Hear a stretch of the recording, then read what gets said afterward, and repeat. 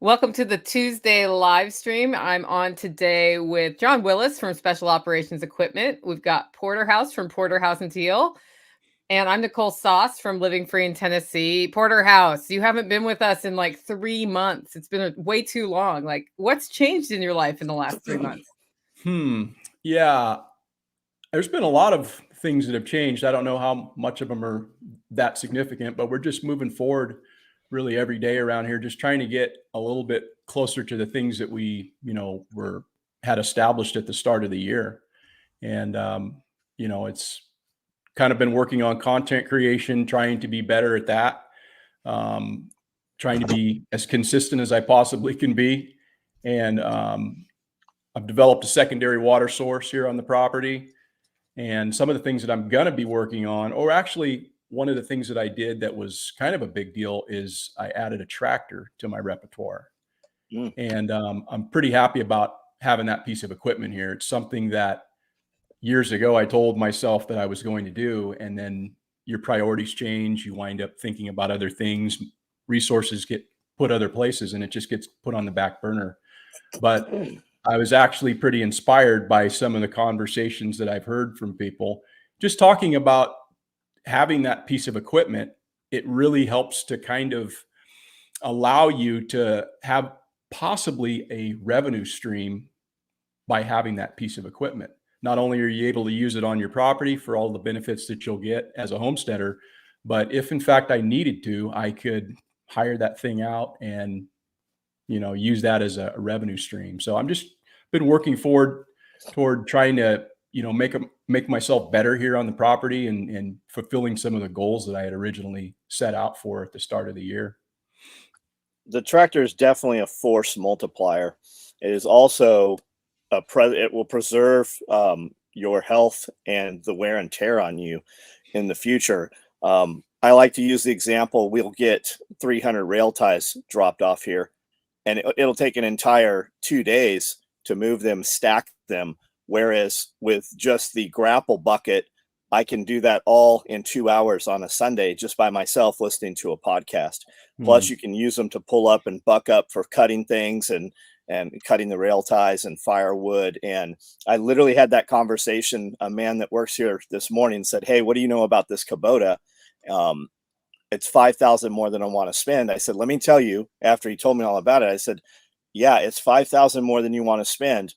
But in a week, you're never going to look back and go, man, I wish I hadn't spent that $5,000. It comes with all these other implements and all this stuff." And I said, "Does it come with a trailer?" And he said, "No." I said, "Well, maybe you don't need a trailer. I can pick it up and we can just drop it." And just the same thing I tell people all the time. I go, when you have equipment, you have the possibility to have another job. Bob Lester right there that just chimed in here, his whole business is based upon equipment. And that's the same way the Diesel brothers started. They rented an excavator and their whole empire is built off of that first tractor. Now you have the ability to go and cut roads and haul things and snow blow. And I mean, you name it, it's just limitless. If you can't make money, and guys say all the time too, they're like, "Well, I don't have $1,000 a month for the skid steer." Man, if you can't make $1,000 on a Saturday with the skid steer, you're not trying. Like it is just, you can make so much money with those things. And it's the modern day video game, man. It kicks Atari, which we love, the joystick at the arcade, man. It beats that to pieces.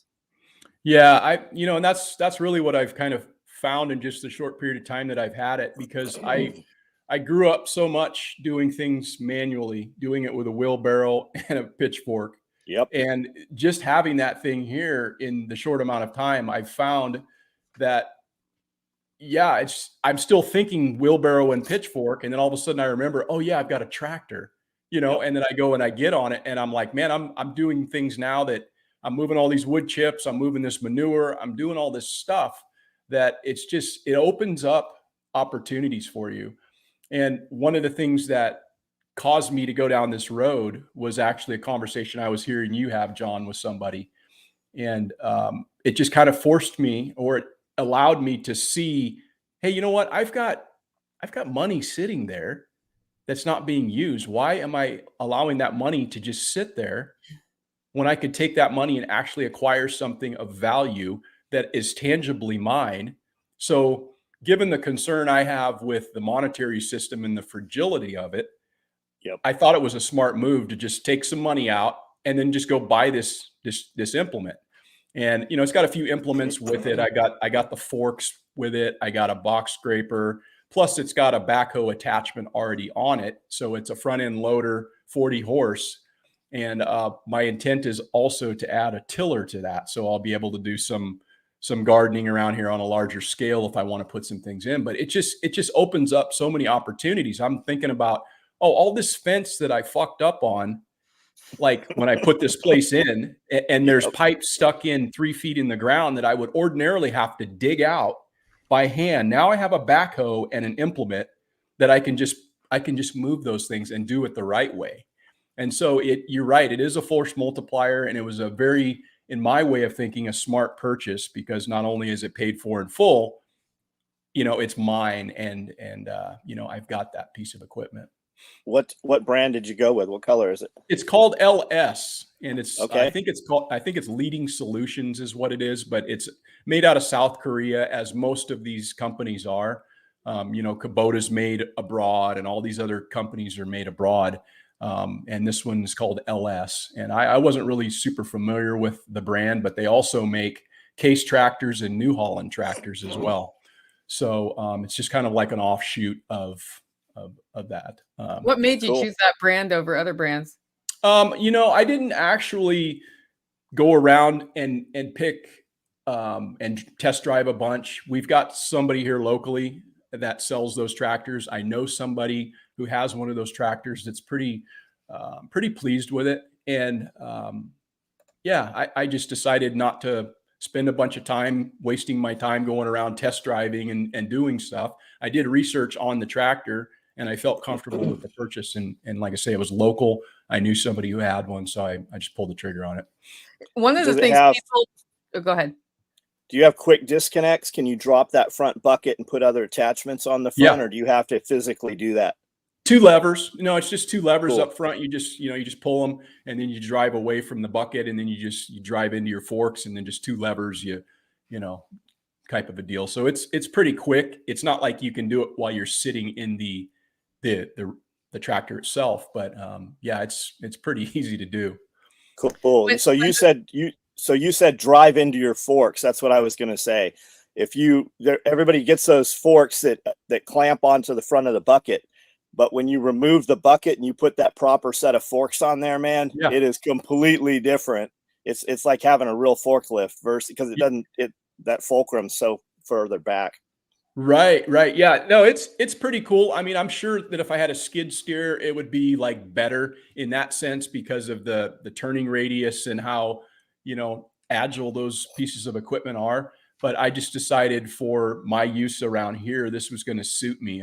Obviously a skid steer would be amazing, or, having a other type of equipment would be amazing too. But this seemed, the way that I was thinking, this seemed like this would meet a lot of my needs very well. And that's why I just decided to go, for this particular setup.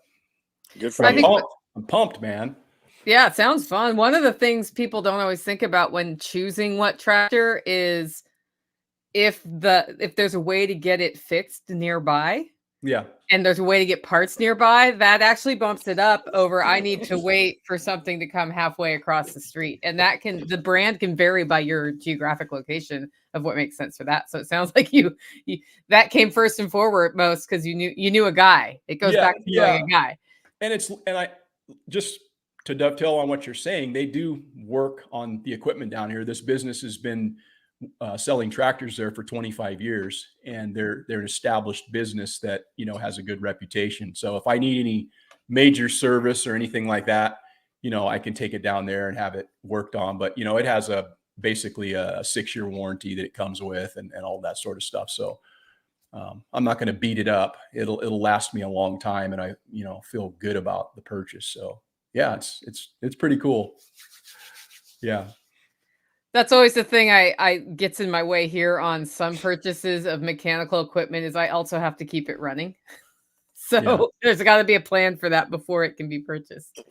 Yeah. That's certainly a concern if you were to buy something used, and there's nothing wrong with buying used things. I mean, that would have probably been a better choice of mine if I could have saved some money in that regard. But it's also nice to kind of have something new sometimes as well. So I just decided to spend a little bit of money there and make a good purchase that I feel like it'll last me, probably the rest of my life if taken care of. And if you put a price tag on the hours that you spend waiting for something to be repaired, that can change the math on that. I've done that with some cars in the past where I just went brand new because I didn't want all of the repairs that always seems to come up with cars, even though that's not the logical spreadsheet decision. It's the hours spent waiting for the thing, whatever, the serpentine belt be changed out, or all of those things that just wear out over time. Yeah. And to John's point about wear and tear on human beings, that's something that's really an important thing. If you can save your body by having a piece of machinery do it rather than you physically going out there and beating your body up trying to do the same thing, it's very smartly a smart purchase. And we're not, any of us are getting any younger, and so those are some of the things you have to kind of factor into your thought process as you age, and if you plan on continuing along with homesteading and stuff like that. So I figured from that standpoint as well, it made a lot of sense. And I wound up actually injuring myself a couple of weeks ago, and that was something that again helped me think about, boy, this is kind of nice having equipment to do some of the things that I can't right now do very effectively by walking around. But I actually wound up hurting myself in a race that I was running, and for about 2 weeks I was pretty concerned that I might have to go in and be medically evaluated. And I think I'm on the road to recovery, but it sucks when you injure yourself, particularly as you age. It just, everything amplifies and we don't recover as quickly. It's that spiral staircase that's going to catch me. It's that twisted ankle that's going to get me, and that tractor having that PTO on that thing, just the auger effect of it, man, everything's quicker. We can go out there like splitting firewood, right? It heats you 3 ways. It heats you when you cut it down, when you process it, when you burn it. And I can split firewood, and I've split firewood for years with a maul and sledgehammer and the blaster and all of that. But in 2 hours, I can split so much more wood with that processor, and then have, 8 more hours out of the day to do other stuff with, So definitely, have the ability, stay in shape, test yourself every now and then and use it. I keep and maintain all kinds of manual power tools, but every time I buy one of those giant 2-person saws, I go, man, I hope we never have to use this out of necessity. It's cool to have it and know that you've got it, and nothing beats a chainsaw though. Yeah. And if you have a good community, this concern is less of a concern, which is what if money is tight? I know just from having a log splitter that's a really good log splitter. Yep. People use my log splitter in my community so they don't have to chop wood by hand, and you can charge for that. It's when you decide you want something like this, you figure the money out, or it's not a priority. Well, we spend a lot of time telling ourselves that this thing costs so much and we don't do it. Like the skid steer, right? When I bought that thing, I want to say it was 70 grand. I should have bought that 5 years earlier. This place I rented just on the equipment rentals. I could have bought a skid steer twice probably. And once you make that purchase and you start utilizing it, and if the money truly is a concern, you will use the equipment to make money. Like if we have to. There's so much stuff that I just put off and haven't done because that price of that thing. And as soon as you do it, you never go, man, I wish I'd have waited 6 more months. It never happens. It's that next hurdle, and then you have the ability to do it. And then the next time it's just like when you buy your first property. How much property should I buy? 100 times more than you think you need is how much property, enough that nobody can look in and see what you're doing is the real proper answer. Yeah. And it's when we say, gee, you should just find the money, it can feel like that must be nice to say, but how do you do that? Well, start asking yourself how to make it happen. And when you think about addressing, because it's a poverty mindset thing where the short term seems so overwhelming or hard to get over that you don't see the long term, or you don't bring the long term in. But when you realize what your long term is, you know which basically quote unquote expensive thing makes the most sense and which doesn't, and that's you actually spend up less money, I think, when you start thinking that way. So you may spend a lot on one thing, but you get the right thing, and you're able to use it to further your financial independence. I agree. Yeah. And Red Flyer Media, I hope that you are here if society collapses, because she just makes shit work. I saw her under the hood of a truck that wasn't even hers, working on a diesel motor out there. Yeah, she knows how to do some stuff for sure. Yep. She comes with a toolkit. Oh, the Canadian is here. They're all here. He's just the one that vocalizes it. Yeah, there's another Canadian in the live stream as well. He came out of the tunnel. We're digging the Underground Railroad to rescue the Canadians. Okay, that's good. He came out of the tunnel system there for a minute. That's easier than just having a cycle of contract marriages, I suppose. I would marry Ed. Well, Ed's already married, so I don't know how we get the whole family. You guys would have to divorce and marry each other. And I wasn't going to say I would marry him. I was going to say I would marry him off. I will find a woman for Ed. I mean, you can here now, so whatever. Yeah. That could lead to a whole lot more dramatic voicemail messages that you get. Anyway. Well, okay, Porterhouse, before we went live, you started talking a little bit about selling product next year. What do you see that looking like? And I'm going to pop out while you're answering because something just happened out there. But what do you see that looking like for your 2024? Yeah, I just have that as a goal for moving forward. And it hasn't been something that I've placed a whole lot of focus on, just because I've been trying to balance what's important to me. And it is something that I want to establish is like a farm store on our website, just so we would be able to potentially sell a few items that either we make around here or that we're harvesting, things like maybe some comfrey or some cuttings from some of the trees and things that we're propagating around here, and just offering that up to people, not necessarily in the way that I'm looking to use this as an opportunity to pay the bills per se, but I think it's important for people to have options and avenues where they can get things from people who are like-minded. And so, a lot of this has been driven by just listening to not only you, Nicole, but John and Jack Spearco have kind of been the ones who have inspired me to try to do something that in some ways is revenue earning, because so much of the time that we've spent here on this property hasn't necessarily been focused on those sort of things. But I can really see the importance of it, given the fact of what we've seen within our system itself, because the system is failing us. And I think it's really important to have people who are producing things rather than just consuming things. So I want to move forward with that. But as I was saying earlier, it's one of those things where you have to balance your time. And I've been really focused, as I am most of the time, doing things outside.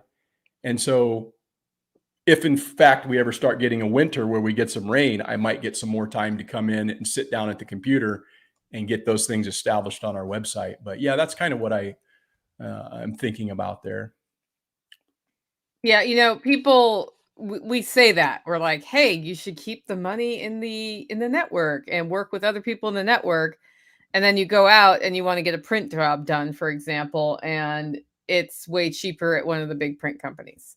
Mm-hmm. So again, long-term thinking, would I rather give a little bit more money to the Homestead twins who do like die cut stickers, or do I want to do it through, a different company?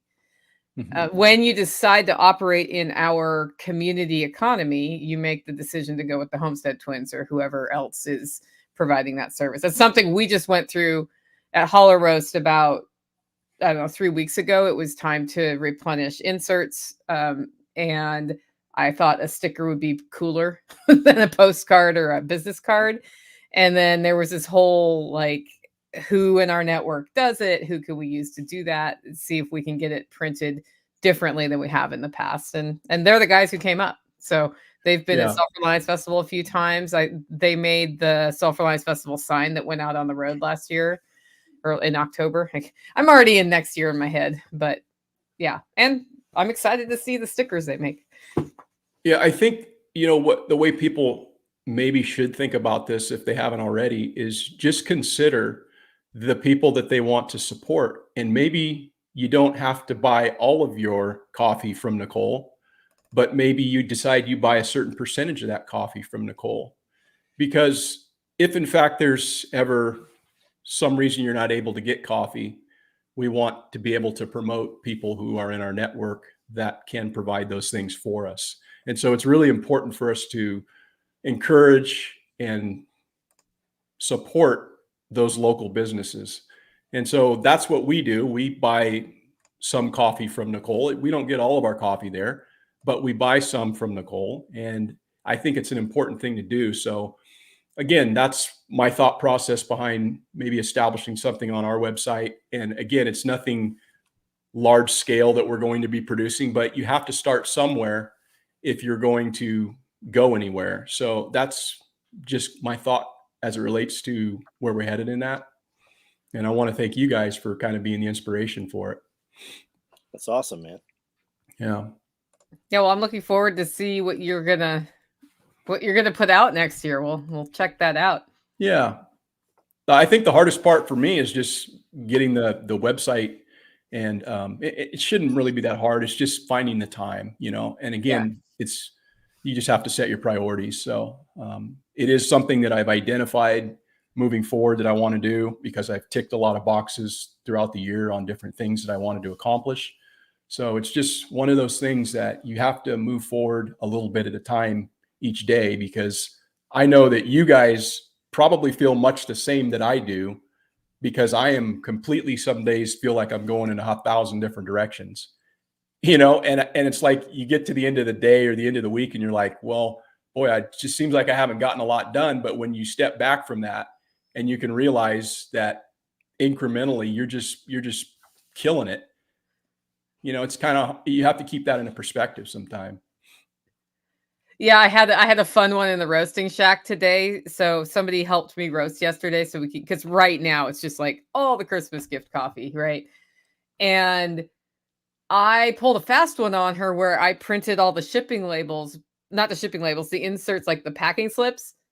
But I made the shipping labels and forgot to print them. Somebody interrupted me and she's like, I have all these packing slips and no shipping labels. So then I go print the shipping labels and I accidentally printed half of them twice.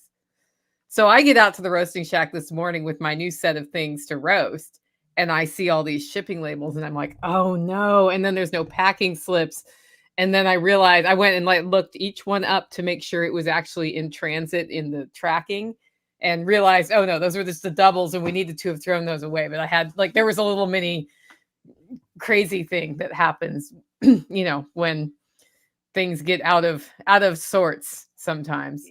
Yeah. One of the other things that was a goal of mine this year that I did not get completed, but it is in progress, and by next year it will be completed. And that's adding batteries to our solar system. And I was Sean Mills had actually reached out to me because he had heard me talking on one of our live streams about this. And I was working with Sean. It was awesome. Sean's a great dude. And if anybody's looking to have some off-grid type stuff, you might go and look him up. But yeah, I was working back and forth with him. It was great. The problem that we ran into, and it's just the regulatory environment here in this state, and jumping through all those hoops and jumping through the energy company, and course, it was just a real kind of a roadblock for us. So what I actually wound up doing, because upon further research, I found out that by going with the company that actually installed our panels back in 2015, they could just wind up doing the add-ons, and everything would basically be kind of seamless through them. I had concerns originally because I was given bad information, and it turned out not to be true. So again, where I'm going with this is that I'm going to be adding batteries to the system that we installed. We had 40 panels installed back in 2015. And it's been a real problem for us because every time the power goes out, we wind up not having any power. And they shut our power off here an awful lot in California. I'm just getting sick and tired of it. And I want to have actually batteries attached to that system. Yeah. So we're going to be going with the people who installed it, and they're going to do all the permitting, all of the legal stuff, and getting some Tesla batteries installed on the house. So yeah, it's just one of those things that, like, I think we all take for granted, that power switch when we just flip a switch. But when the power goes out, we're kind of like, oh shit, that sucks now. Like now that's just so different. And it happens here so often that it's just very, very uncool. So that's been a big goal, and we're working forward toward every day. So are you going to put the Tesla power walls in? Is that what you're doing? Yeah, they're doing all the design and the install and all the permitting and all of that stuff. I mean, it's not coming without cost, but it's going to be cost, in my opinion, well spent, because I'm not going to be sitting here trying to learn something and jump through all these regulatory hoops and all of that. So sometimes it's better just to pay a guy to do shit rather than you sitting there trying to learn it or whatever and doing it yourself. So that's the direction we're going. And it's not going to run everything all at the same time, but it'll run most of what we need with those two power walls, and there won't be any disruption in our service. So when they shut the power off, we won't even hardly know about it. I'll get an alert on my phone or whatever. But yeah, it's just going to be, I mean, shit, it's already been off like 4 times here in the last couple of months. It just all of a sudden goes off, like right when you got a roast in the oven or something, So. Yeah. And I mean, the government has been telling us for 5 years it's going to be a cold, dark winter. I mean, maybe we should listen to them. They kind of telegraph that punch all the time. And you have, I think they blamed it on China hacker group last night, attacked 48 municipalities and all kinds of major stuff all through the United States on infrastructure. And they're hitting water treatment plants. They tried to take down the Texas power grid. I mean, when that happens, we don't need to run everything in the house anyways. And most of us, yourself included, I'm sure, we have like a propane grill, and we have other means to produce heat and cook with. So the electricity doesn't even have to, run the big appliances. The main thing will be, refrigerator, freezer type of stuff. Yeah, we had somebody get close enough to the tornadoes that went through Franklin this weekend lose power, and she had 2 backup generators that were supposed to automatically turn on. They didn't. Had another generator that was smaller, and their power just came back on, I think, today.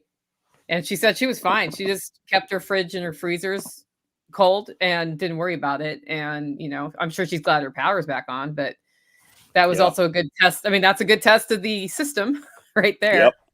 One of my video guys, Austin, I messaged him. I said, "Hey, are you guys okay?" He's like, "Yep, we didn't even see anything." Meanwhile, his wife is posting a video that the neighbor took 2 streets over, and the tornado was literally 2 streets over from his home. We had power go out for 10 days here years ago, while here in Tennessee, and we just went back and forth between the refrigerator and the chest freezer with a Honda 1000. And I mean, it ran it. That thing was a champ. It didn't hiccup at all. We were running 2 window AC units that we just popped in the windows in the bedrooms, and we went 9 days, and I mean, it didn't affect anything. Hey, so let me ask you guys, because I was kind of unaware of the tornadoes until I picked it up on TikTok. I saw, something about it, and then I was like, oh man. So I looked at it on NOAA's website to see where the storms were and stuff, and it looked like the storm track kind of blew through your guys' area. Like it was a big swath of severe storms. So how did that affect you guys? Were you on pretty much high alert? Were you on edge? What was your plan? So I had no plan. Like they tell us all the time we're going to have tornadoes. And Amanda came running out screaming and yelling. I came down the hill thinking she's hurt or somebody's here that shouldn't be here. And she says, "Hey, hail's right at the interstate." And I go, "Yeah, I'm not worried about hail." And then she sent me some screenshots. There was 3 storm chasers that drove past, and on their live feed, you could see the SOE sign. So they drove right past our place, and people started immediately, "Hey, are you guys okay?" I go, "Yeah, we got nothing but a little bit of rain." And then I was hearing that it had hit Paris before it came over us, which is to the other side of us, and then New Johnsonville and Waverly. But we've been through there. I'm sure it touched someplace, but I've not seen any damage through any of those. And I mean, we were even in Nashville, and we didn't go looking for storm damage, but we didn't see any storm damage while we were there this weekend. What about you, Nicole? I knew it was coming a few days in advance, and as you know, my whole house is ripped up due to the repair work we've been doing, and I've been sleeping in a camper, which is not where you want to be sleeping when that kind of weather comes through. So I managed to organize the project so that I could bring the dogs in and be in the house, and we brought a television in, and I just streamed the storm reporting so I could see where they were coming. And it wasn't really out of fear that I did that, but if a tornado is coming, I want to have, closer proximity to my tunnel if I need it. Mm-hmm. And they were pretty big, damaging tornadoes. We only lost 6 people last I heard in the state, which seems like not very many. Like it's terrible for those the people who lost those 6 people, but the last time we had big December storms, a lot more people died. Like that was when you, John, got to know Bear because he was helping rebuild Kentucky, basically, and helping people out there, and whole towns got flattened. So this was awful. It did some destruction. The most I've heard from people in our network were trees down and a little bit of destruction to homes, but nobody died. Nobody got hurt. One guy had a heart attack just from being, I guess, I don't know, scared or in a room, not breathing well in his safe space. And then people with power out. So typically when it's something as strong as that storm, we know it's coming because it starts being strong to the west of us and moves east. It doesn't usually start where I am. So usually I'm like, is John okay? And are the Dixon, Camden folks okay? Okay. Are the Nashville, Columbia people okay? And then it comes over. So, and then we also have an app on our phone that works like a CB radio called Zello. And there are networks there who will report in like, this is what it is like at my house for real. So right. I do pay attention to him. And it sounds like I obsess over him. I don't usually pay that much attention to him. It was just this one was doing more damage than you. Usually it's like it might happen and I just put my weather radio on. If it yells at me, then I go pay attention. My weather radio did nothing this time for some reason, so I need to go check out what's up with my radio. Maybe I need Evan to come help me with my radio.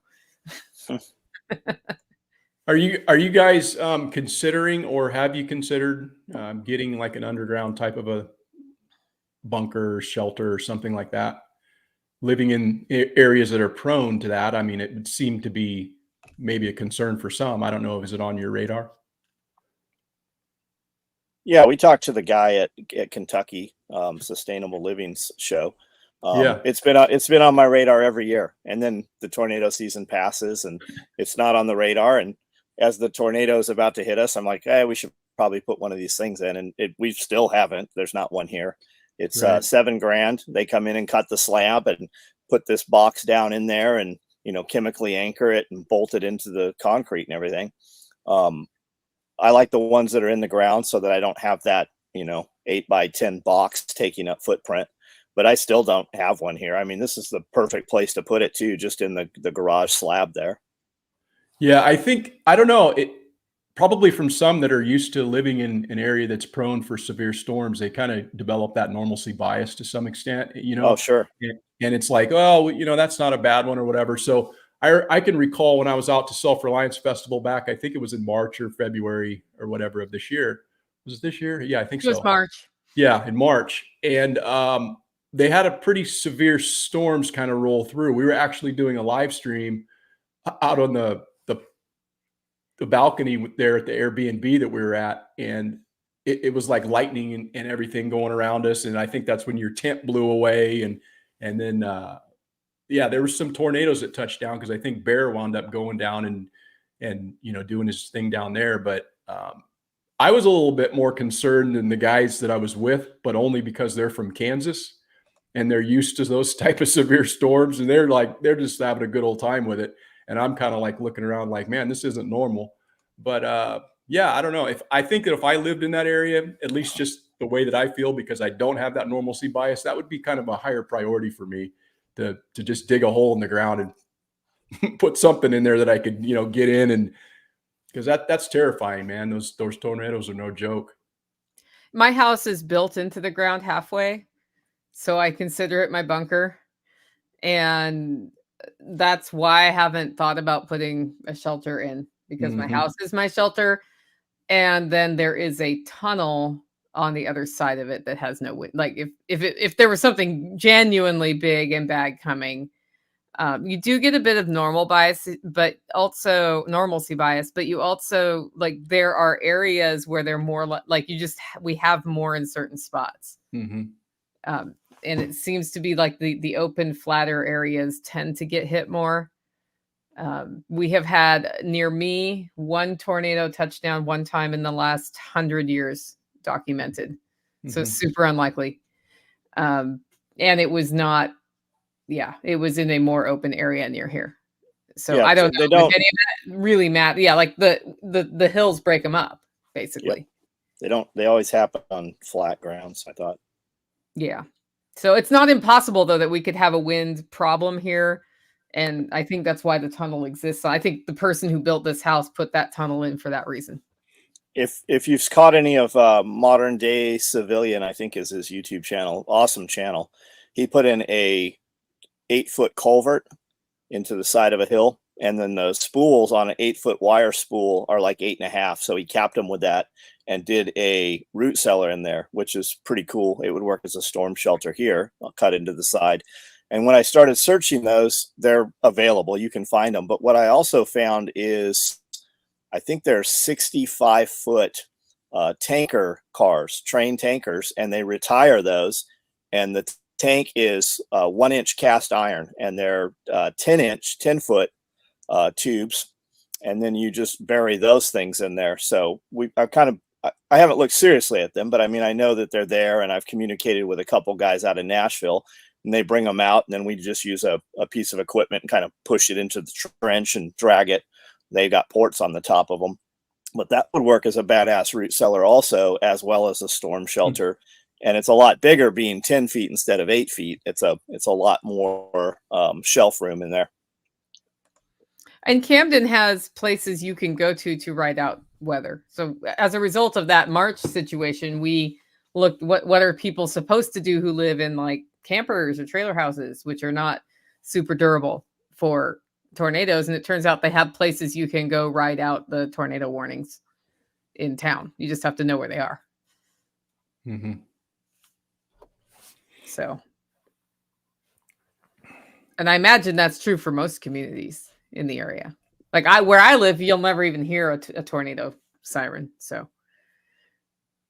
I don't think that's a thing here. But every time they test it once a month in town, people freak out. The new people are like, "What is that?" I'm like, "Yeah, first Wednesday is what that is." If we ever have a tornado on the first Wednesday, nobody's going to believe it. In a lot of places test them right at 12:01 every single day. A lot of places in Nashville, I've heard them go off at 12:01 around Nashville. I think ours goes off at 12:01, or it used to. You don't hear it this far out. You hear it if you're in town. I've never heard it while I was in town, but I'm not listening for it. Hey, you guys have been both in your areas for some time now, I guess, 15 or so better years. What's been the biggest change that you guys have seen, I guess, societally or demographically, however you want to approach the issue, but what's been the biggest change in your community that you haven't been too happy about, if you can cite anything? Has it been the same, or had you noticed, hey, there's more of this that I, didn't have back in the day? We have more retards, more dipshits, like the woke bullshit. And I don't know that I guess I do physically see it when I go out. You see the Kool-Aid hairs and, the little, I guess they look like they don't bathe. I mean, these 20, 25-year-olds, it's not really a problem. They don't affect anything. Because of social media and the local social media groups, it's available to you. You know, it's almost targeted to you, so you see it. Our kids are grown; they're not in school, so we don't deal with the school system. But the school system's pretty woke. Just your typical moved here. How come we don't have this shit? And your grumblings, but it doesn't really affect me. I mean, maybe it does. We were talking about this last night on live feed. Well, it doesn't affect me. I'm on the homestead. I'm just going to stay here, so I'm not going to pay attention to it. And before you know it, you've got a bunch of bullshit surrounding you, and things have changed when you step out of your compound because we didn't pay attention to it. So, you know, everybody always says get involved in local, you know, government politics. And I think that's kind of the way to get the pulse of what's going on in your area and know how much time you really need to put into it. With that said, we've got some new people that have moved into the area that are just awesome. Like our guy brought a property couple pieces over here, and that dude, he's a good dude. Like somebody in here said they have a Ford tractor. That guy's got a Ford tractor. He's homesteading. You look in there and he's got all these, you know, A-frames for his pigs and his chickens, and he's got it going on. And then again, with the social media sites, we have a group called Hip Camden, Tennessee. You should, if you want some entertainment, you should get on that group. There's some crazy shit. Totally on that group. But with that said, there's a ton of farms and homestead groups here also in this immediate area that are doing, you know, milk shares and, hey, I've got chickens and I'm bulk buying this stuff. Do you want to go in on it? So while we see I call them NPCs, they're just kind of, they look like a cartoon character walking around in the Walmart. While there does seem to be an amplification of them, there's a lot of people doing real shit that is to our interest, and people take care of their own, and they have a surplus to sell to the community also. Yeah, most of the changes I've seen are not near the holler, like not in the immediate area, but they will come here eventually. I don't see that not happening unless the population goes down. And so in the last 2 years, a marked increase in traffic on roads, like a lot. And in particular, in the last 4 months, we have actual rush hour here now, you know, on the main roads at, you know, between 4 and 5:30. And it's, if you compare it to LA or something like that, it's not really rush hour, but you slow down. You have stop and go sometimes. And that was not the case for the first 15 years I was here.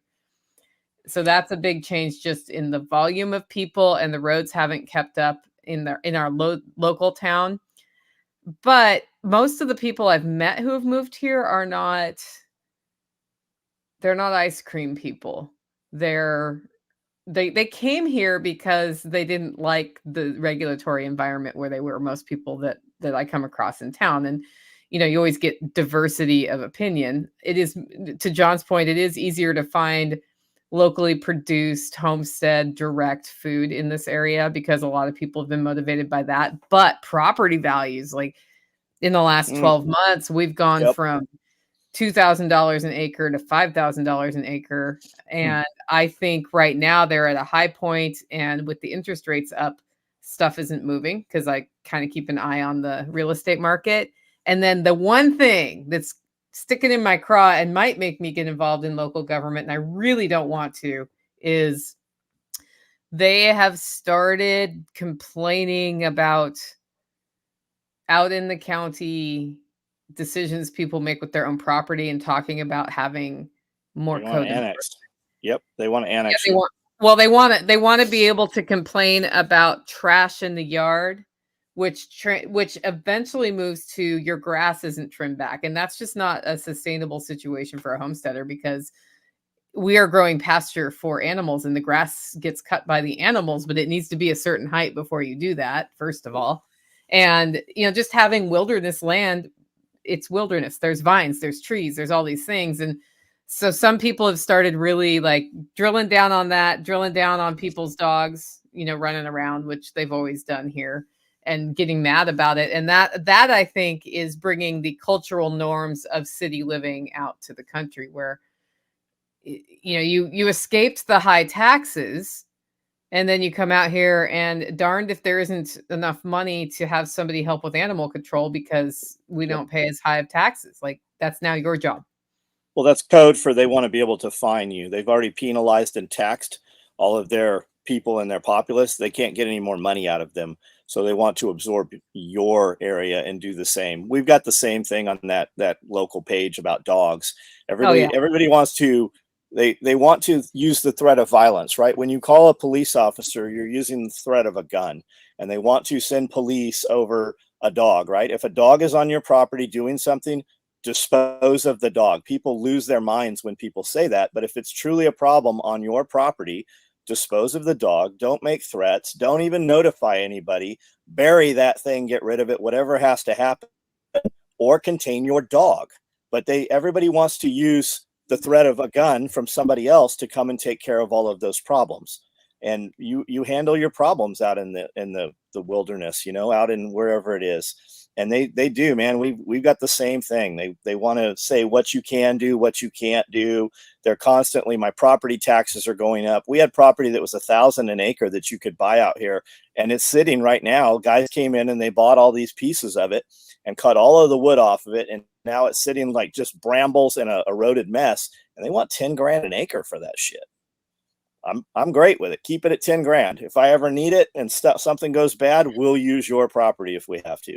But that whole tax enforcement and that code enforcement, that just means that those people don't have enough fear in their life. If they're going to come out and bring that out into the middle of nowhere, they have too much time on their hands. Like, don't you have real crimes to enforce? Yeah. How about you, Eric? Well, yeah, the reason why I asked that is because I have noticed a big change in the years that we've been here.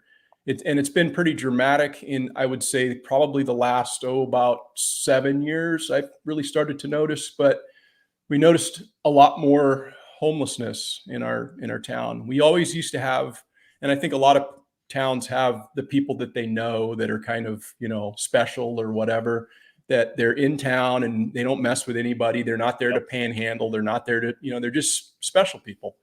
And every town has that, but we've got a lot of special people now where they're screaming at things that don't exist. And they're walking around with all their belongings and backpacks and shopping carts, and tents are popping up underneath bridges. And, we've seen a lot of that sort of thing. And along with that increase, what we've also seen is a rise in crime. And those have been the biggest things that I've noticed. And I was asking you guys the question to see if it's made it out your way just yet. And the reason why I say that is because, I believe that it will at some point, because I did an episode a few live streams ago talking about California leading the way. And in many ways, we're leading the way in not the right ways. A lot of the social change and a lot of the things that many people don't agree with are being forced down our throats from the standpoint of what's politics has been driven here in California.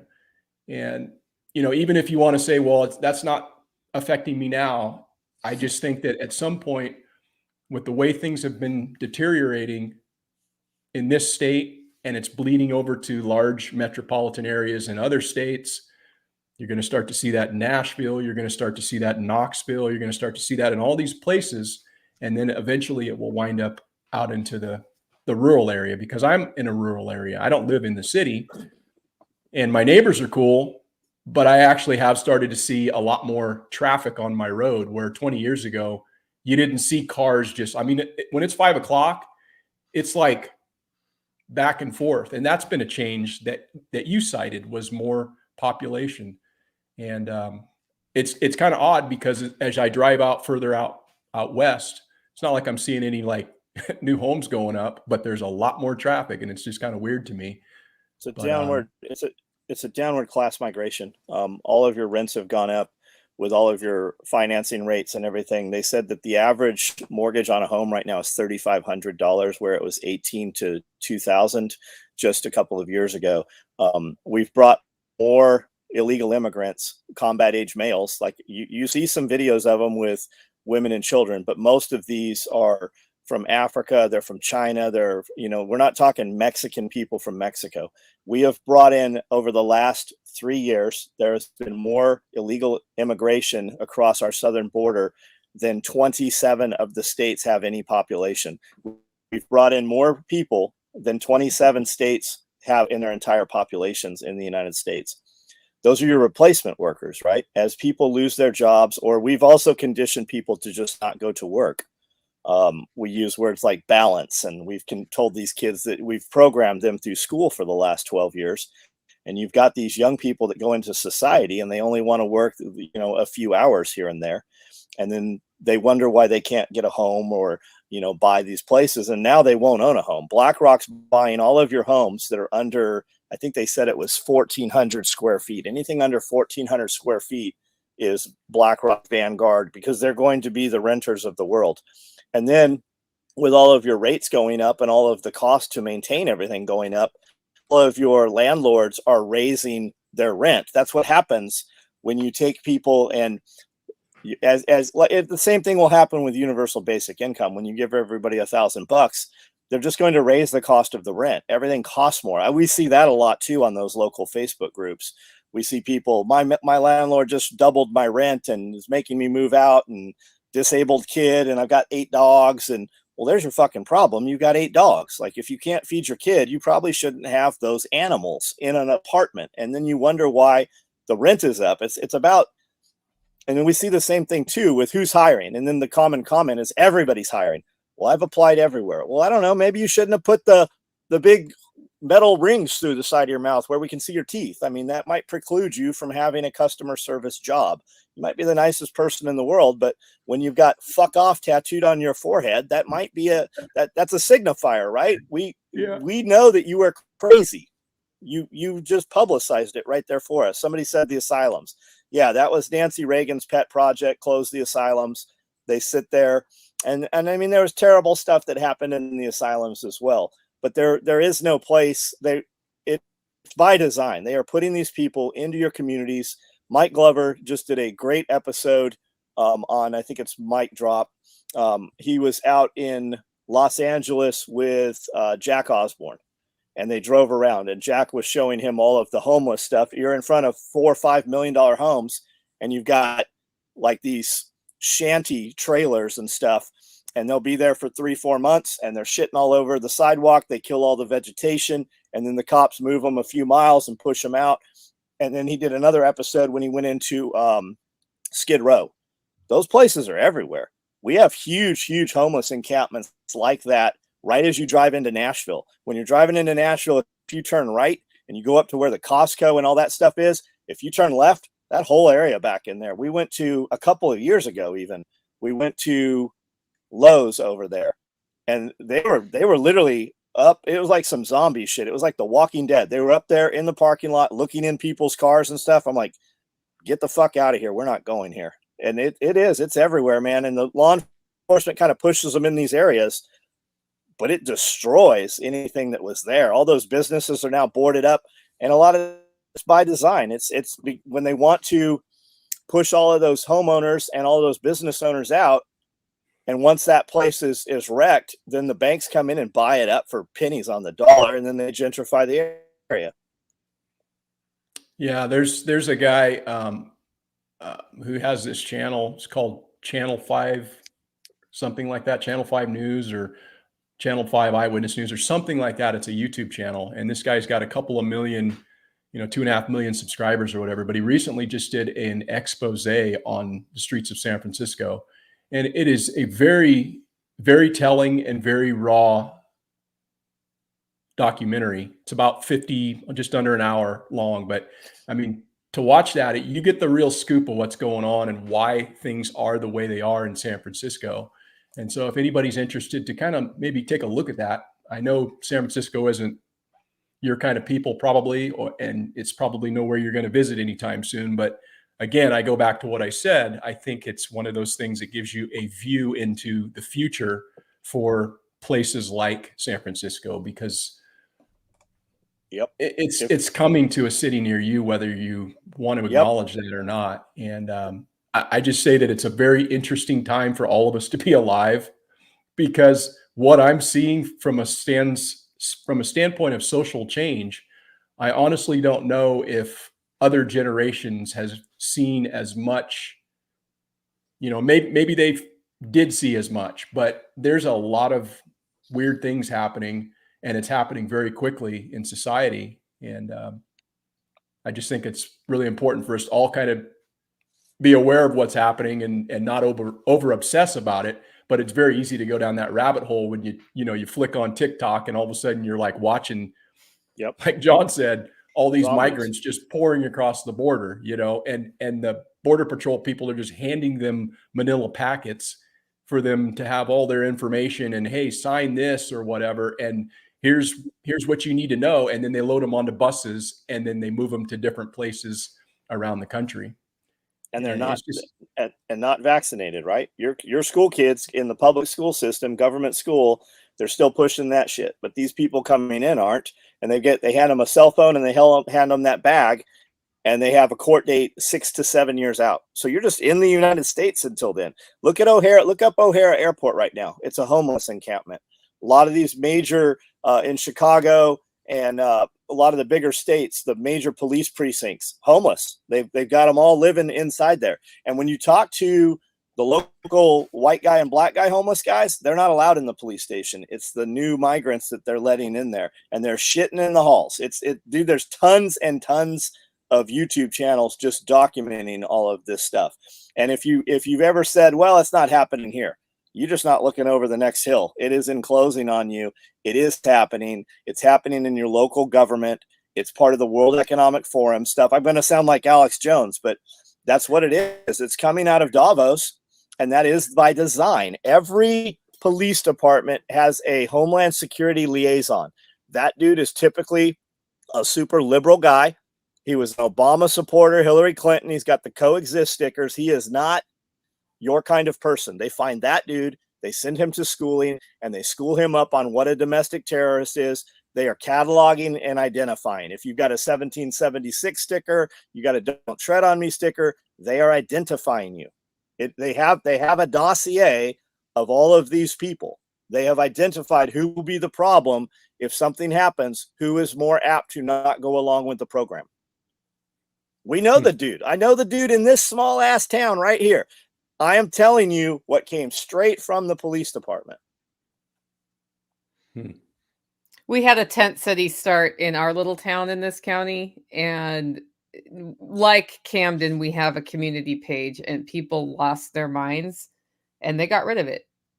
And I don't know if that will continue to happen, though, because what happens is the tent cities come back and eventually somebody says we can't take the people's homes. But the problem with the tent cities is the crime rates and the sanitation doesn't work.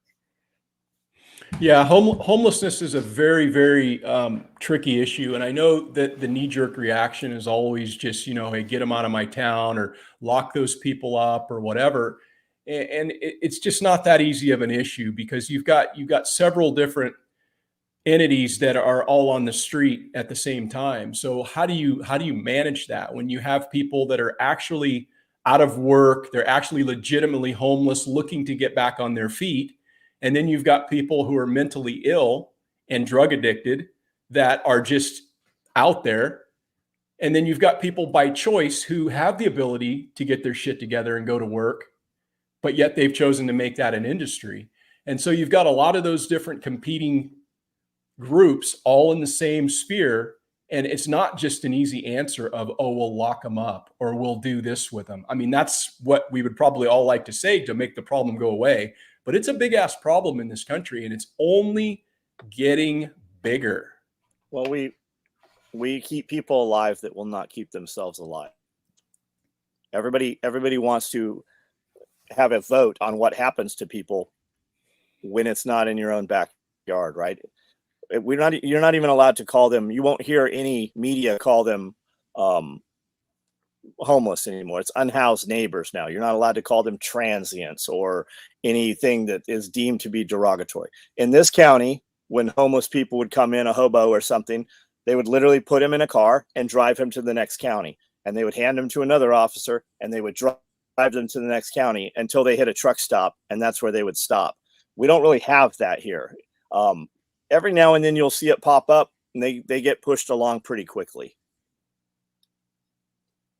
Yeah, we have one here who is homeless by choice. Yeah, we And have some. she also does not cause problems. Yeah, we have some But she has a indigenous. shopping cart in the tent, and she just wanders around. That's what she does. Yeah, we got the crazy Jesus lady. She walks around with a cross, and she sits out in the middle of the road and prays, and almost gets run over. And people call the police, and they're like, "We don't want to touch her. Just the paperwork that comes and ensues with any interaction with her. She doesn't harm anybody. She's from here. We have people from here. I'm talking about people that just come in and camp on your property and shit, and set up, just a little transient camp. We run that shit off. It doesn't last. All the property here, there's not like city property and shit here. People own property here. And then as far as like petty crime stuff, every good old boy out here's got a shotgun. I mean, there's dudes driving around with shotguns in their car. That shit, it's not really here. Eventually it probably will be, as you have more people come in from, I mean, like I literally ask them, they're like, how come we don't have an ice skating rink? I'm like, how did you get here? Like, did you just throw a dart what made you come here? And they're like, yeah, we kind of did. I go, that ain't here. Like, that's a great idea. You should open an ice skating rink. Yep. You should open a hardware store. You don't get to come here and vote how other people spend their money. You make your own money and you can do whatever you want with it. We had a hardware store. You guys didn't use it. It went out of business. We had a roller skating rink. It's closed. You could probably buy it. That's a great idea. Oh, do you still have the roller skating rink at the rink? I don't know what's in there. Just like these bowling alleys. We need dog parks. We need skate parks. How come we don't have a water park? Because you moved to the most impoverished county of Tennessee. Literally the most lowest income area. Why did you come here? And they all like, where'd you come from? Colorado, Washington, California. And a lot of it is they didn't make it there, so they've come back home, to grandma's house.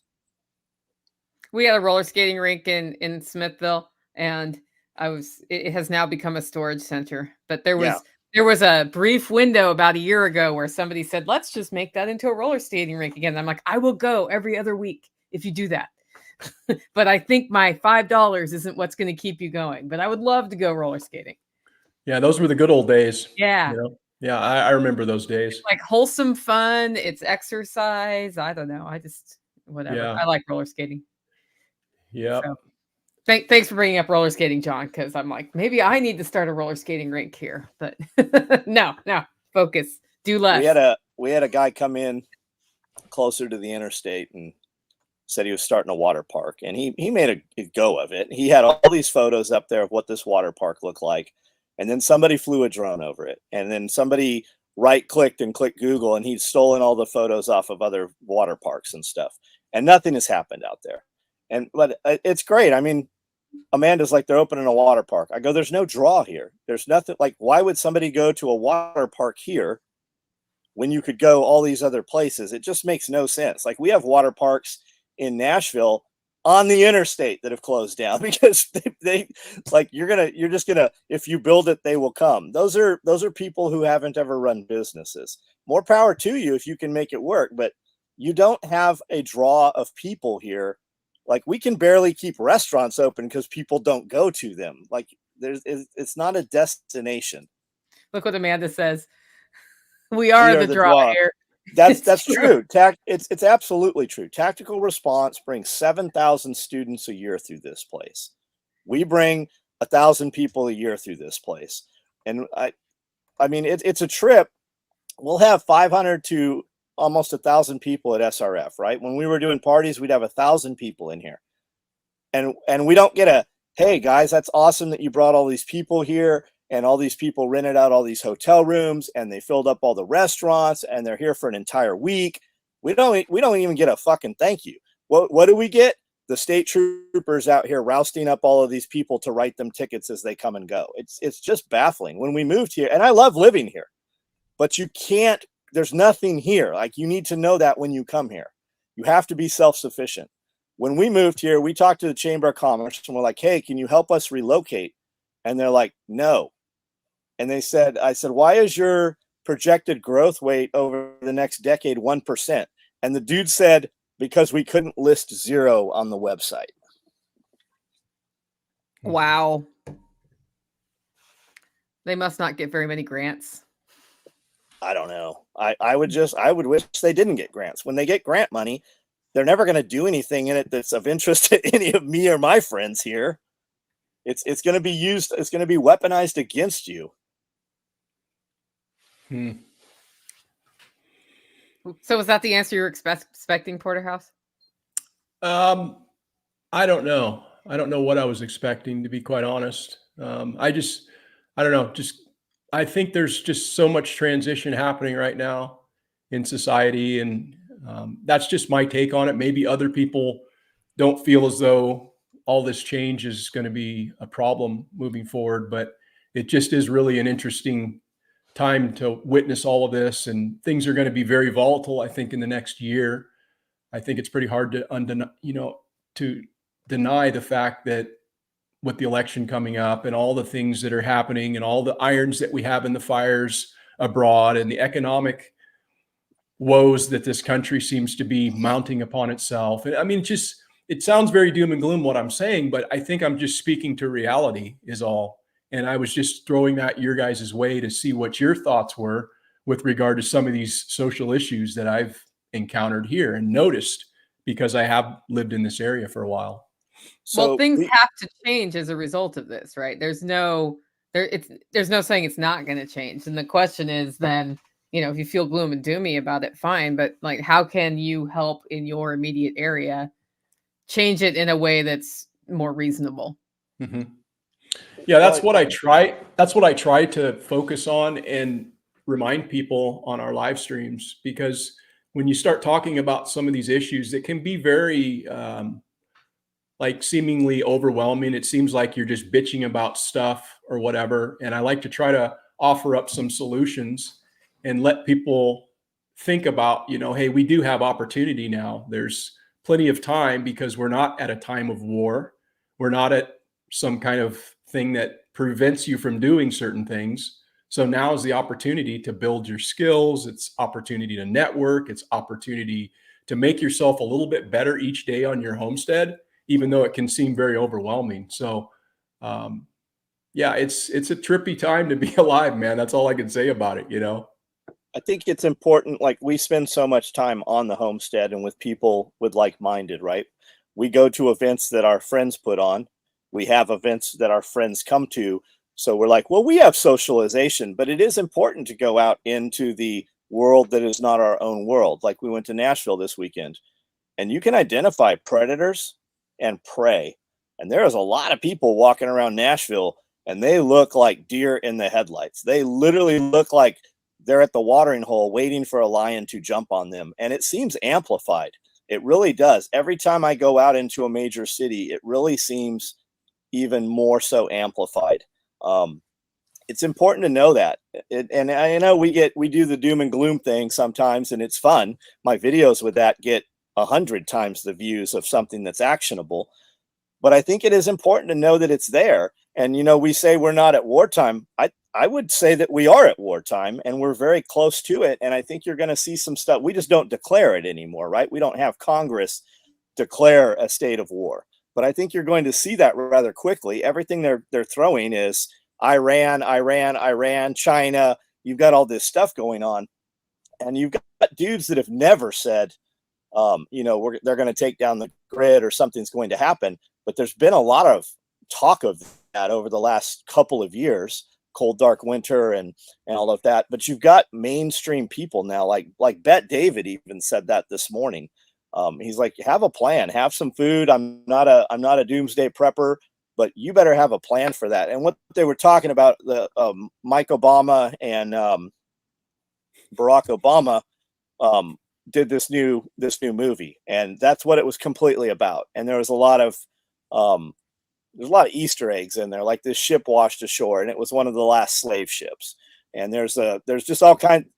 If you can find it, you'll find the videos on it. I'm sure now that I've said it, it'll probably target it to everybody. But there is a ton of it. It's just that they always telegraph that punch. And when people say, well, why would they tell you? And Bet David even said that, if you've not, Valuetainment, it's one of the biggest YouTube channels out there. And he said it's part of their religion. They have to, because it removes any karma from them. They always telegraph the punch. Just like 2019, they did Event 201 in 2018, where they laid out exactly what was going to happen in 2019. They just did another one, the World Economic Forums. It's on their website. You can read the minutes line by line as to what was said. And they said that the biggest threat is going to be how they control the narrative through social media, and the new virus coming out is going to affect children. Bill Gates even said that 2 years ago. And lo and behold, here's a virus out there, and it seems to be affecting children. It's just bizarre how they know these things. They always telegraph that punch. I mean, The Simpsons knew it a decade before this stuff happened. If you listen, everybody knows the X-Files, right? Remember Mully and Sculder? There was a spinoff show called, I don't remember what it was called. It came out after the X-Files ended, and the one episode of it premiered 6 months before 9/11. And it was about the guy that fed Scully and Mulder all their information. And the whole show was that somebody was going to remote control airliners into the Twin Towers, and there was going to be this massive terrorist event that hits the Twin Towers. That show came out, the only episode ever produced, came out 6 months before 9/11.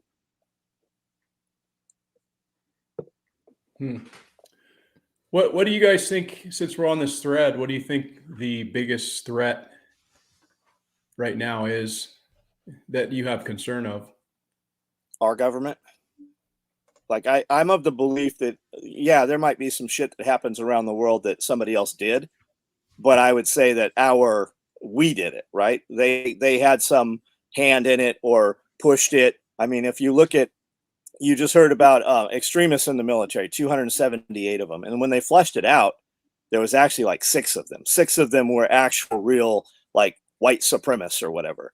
I don't know, man. Electric, probably. Electric is the one thing. If you turn the electricity off, you have internet go out in major cities for 12 hours, and you have children commit suicide over it. I think the biggest threat is the cultural shift. It's the fact that they have managed, and it doesn't matter who they is, but they've managed to change the mindset of people to one of entitlement and, kids who will commit suicide. Like, that is the biggest threat to me, because those are people who can be controlled and incited to anger. And if that happens, violence, and then we got to deal with it. Yeah, I go ahead. That's it. I've thought that for a long time.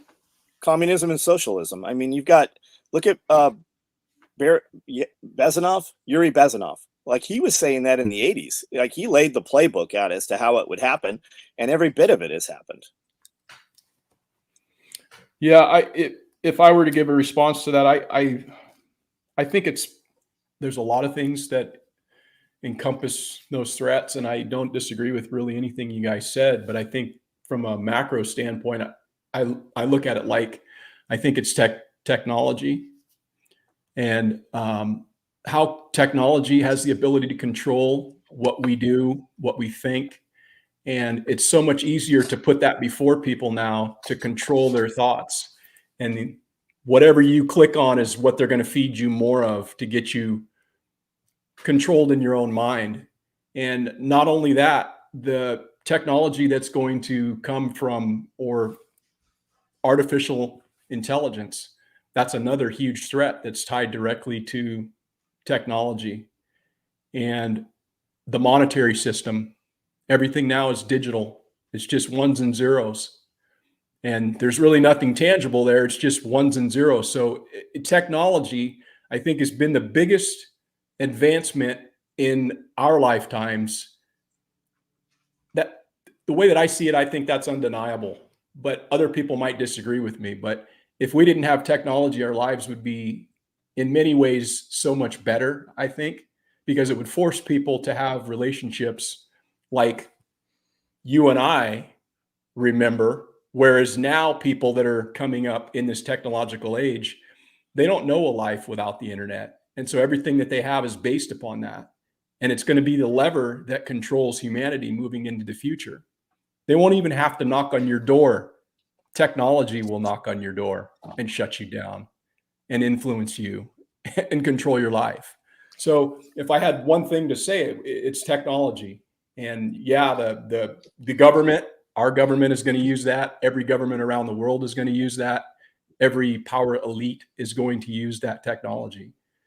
And, I guess that's part of the fourth industrial revolution that we're getting a chance to witness. We are living through it right now. And it's a trip for me to just sit back and kind of let my mind work on that, Yeah, he mentioned an Atari earlier today, and that just reminds me fondly of my childhood. But I start thinking about the difference in what our like day-to-day lives are like from when I was a kid to now, and it's huge. But then I think about my grandma and the same thing, right? They didn't even have electricity when she was a kid. They heated water with wood once a week to take a bath on Saturday, and everybody had to share the bath water. So like if you were first in line, that was awesome. And that was normal living. And now you tell a story like that, people A, think I'm lying. And B, if they don't think I'm lying, they just don't imagine how that could be hygienic, and they think it's horrible, but it was better than no bath.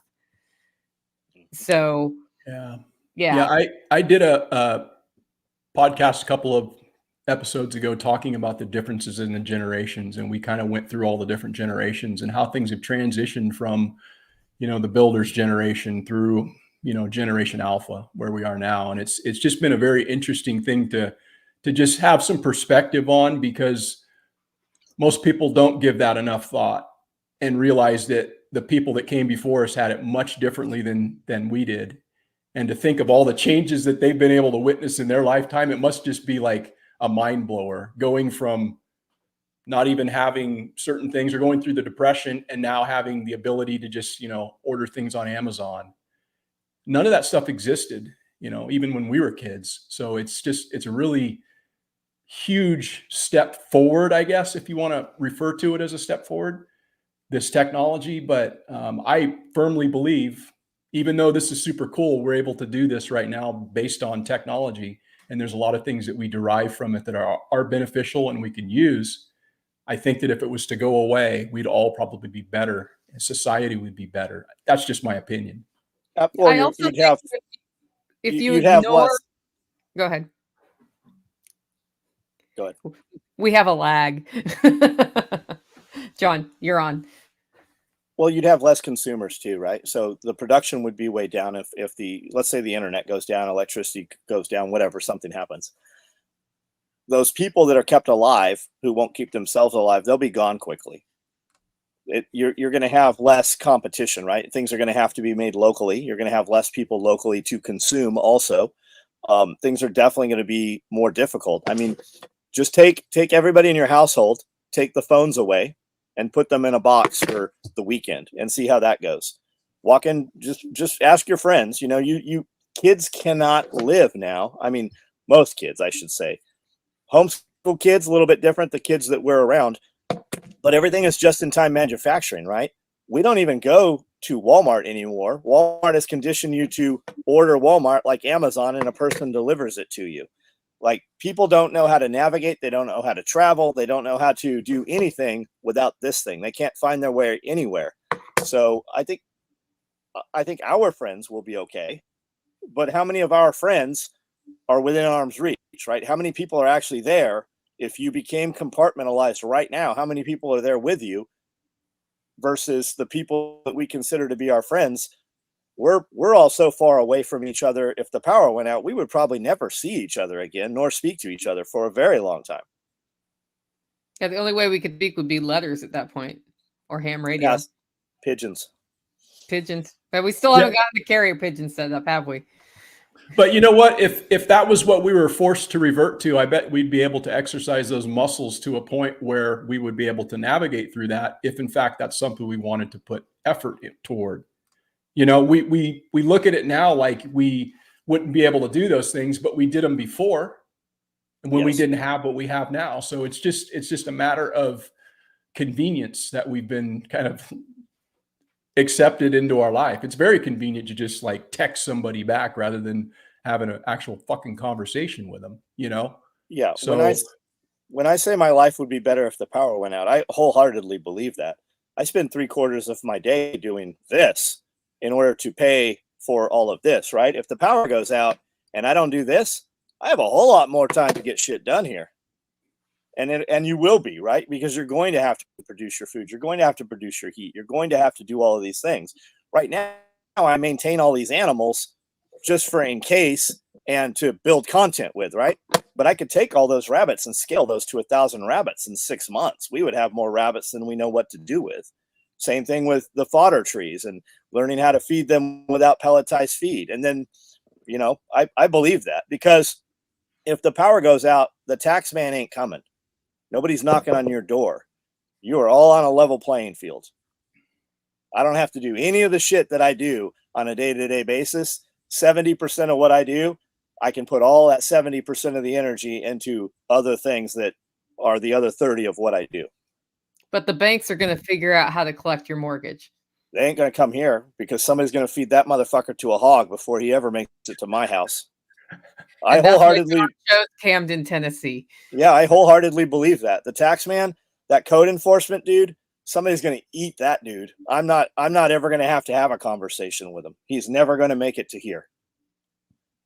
It's like somebody in here was saying that the USPCA, the Society for Cruelty to Animals, you know, they get into local level government. You see that here quite a bit, right? We have these livestock dogs. I have absolutely sure that the sheriff would be here because some ninny would have called them if you could see my property from the road. You have people every time there's a snowstorm or ice or anything, people calling the police and calling all the authorities over horses and cows out in the field. There's a barn right there. The horse can go in. The horse is out there by choice. Same thing with the dogs, man. People have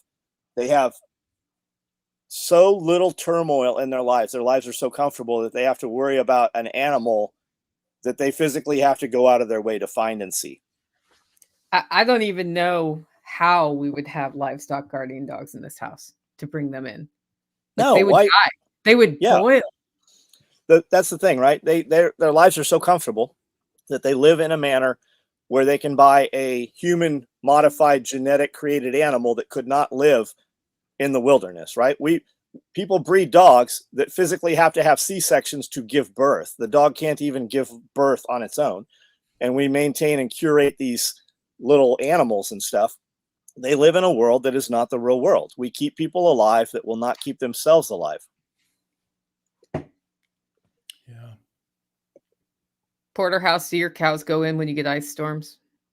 No, we don't really get that many ice storms. We've had snow here maybe 3 times or whatever, but yeah, cows don't need that. They're fine. Yeah, they use red media. They use drones to come over here too. Anytime we do improvement on the property, they've got it cited and itemized, and they know everything that happens here. Yeah, it's pretty interesting how that's going to change too, you know, as far as how they're surveying people's lands. They're doing that with Google Earth, and they'll be doing that with drones to make sure that if you've put up any structures on your property, you know, you'll be taxed accordingly. They're already doing that in places. And yeah, technology, man, it's one of those things that there's nothing we can do to stop it. We need to work with it and use it to our advantage. But it's also something to try to keep into perspective that it's very much going to be changing the way we move forward in society and how we interact with each other. It's just a real big problem, I think, that people haven't yet understood, but they will when things get turned off or they're denied privileges or those sort of things. But there's so many people that quite honestly look to others to do for them. Yep. And you know, I don't know. It's hard to imagine, I guess, to some extent, why more people don't see, I think, things maybe like we see it, because we have been willing to open our eyes and go, you know, nobody's coming, to John's point. Nobody's coming except you. You're your own first responder. And so many people don't understand that. They think that they're going to be able to pick up the phone and people will come and help them. Well, they'll get there eventually, but by then you're going to be like wishing you had some shit to take care of yourself. Like you said, your stuff being turned off and being, you know, disallowed. There's a ton of coin shops and gold shops and bullion exchanges who over the last 6 months They've had their credit card processing turned off. Their banks have sent them certified letters they had to sign for saying you have 30 days to remove all your money from the bank. We're not banking with you anymore. There's a huge attack right now. And if just search this on YouTube, you'll see all kinds of videos, guys at gold and coin shows and stuff having these conversations. Go into your local coin shop and ask them if they've heard about this. I guarantee they've heard about it. There's an attack on you to be able to, just operate outside of their systems. There is a constant attack. They're constantly on that shit. We have no codes or zoning here. And because property was inexpensive, you had a lot of people move in here and they want to build the McMansion. And the contractors are like, yep, we can totally do it 5 years from now. They're just that busy. So everybody bought all these tiny homes. Well, the mobile home companies, the sales plummeted on mobile homes.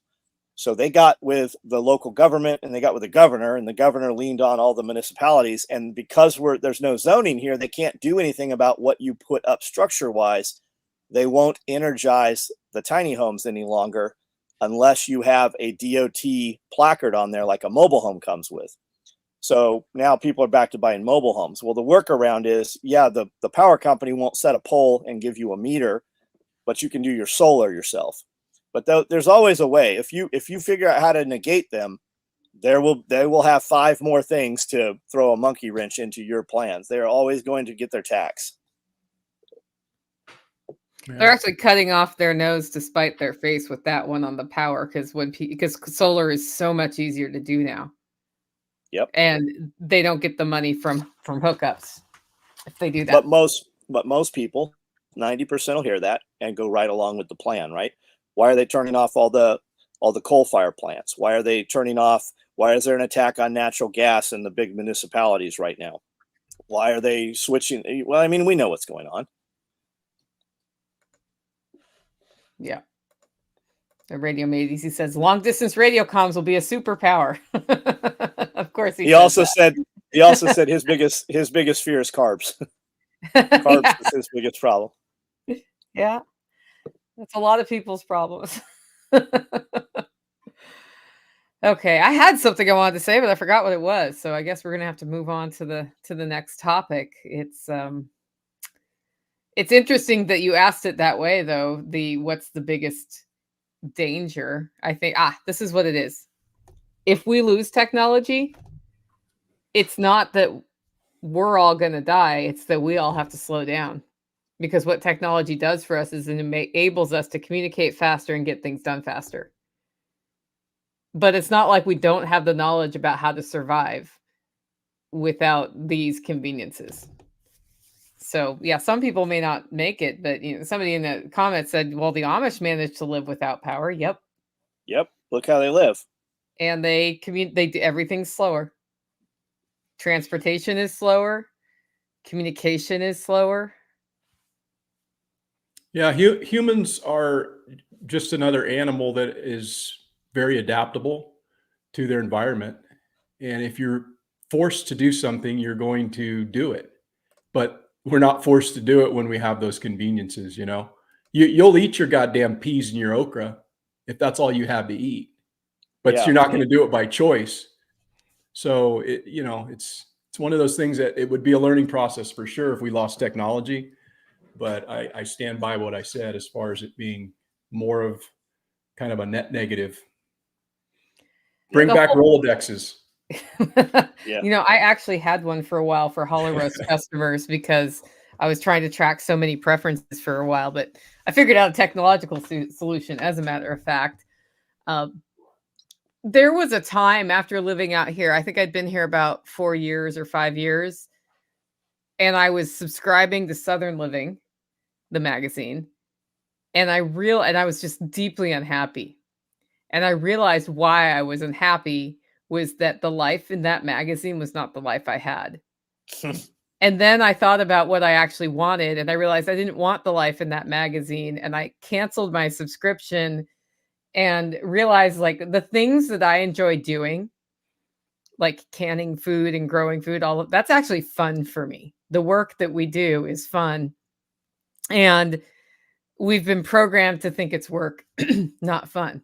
but just the act of what one needs to do to survive, like those things. I love, if I want to relax at night, you know what I should do?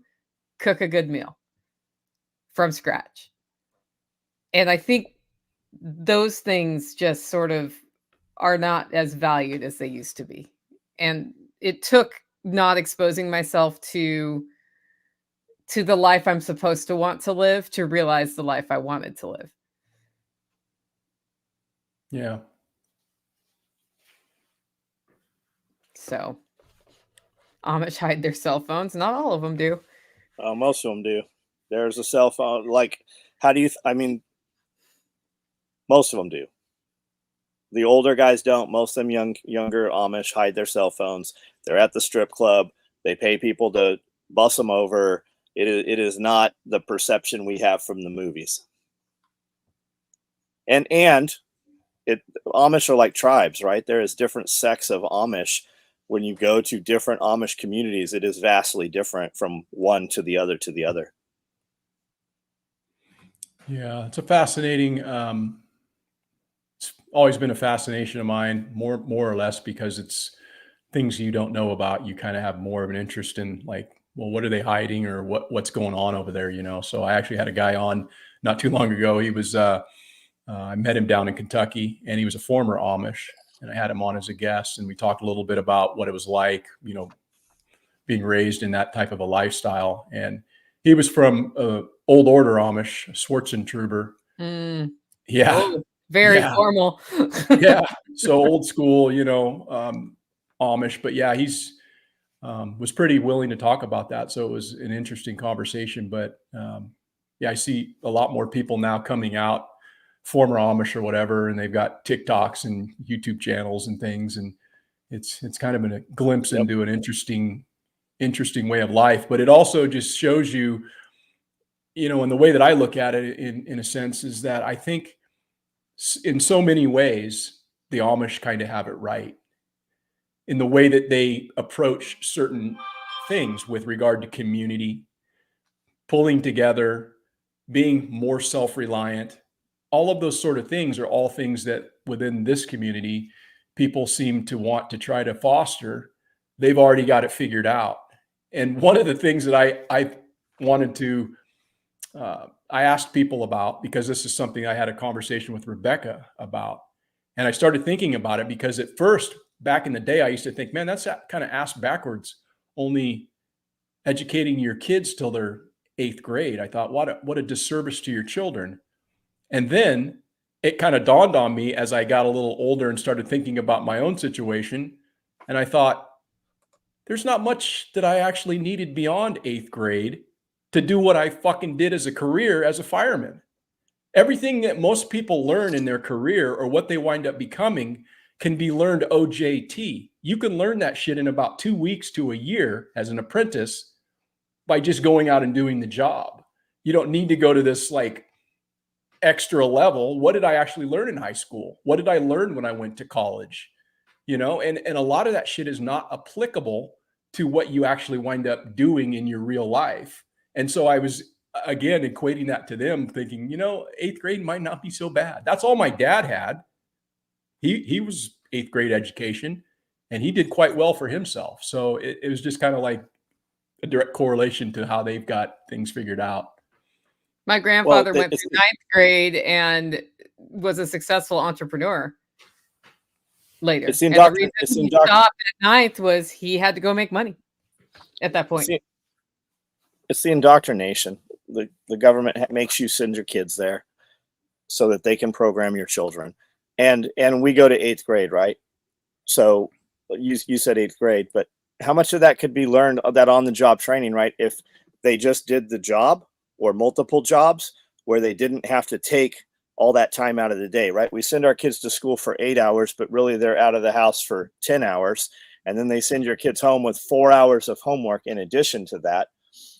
So it's just the programming, right? Whereas if you just say, no, I'm not sending my kid to your program, we're going to educate our kids here. Spearco is a great example of that. Those kids are done in 2 hours with all of their schooling for the day, and they have the entire rest of the day. Whereas if you have opted into that system and you say, hey, I'm not going to send my kid to school on Mondays anymore, they'll haul your ass into jail and arrest you. They will.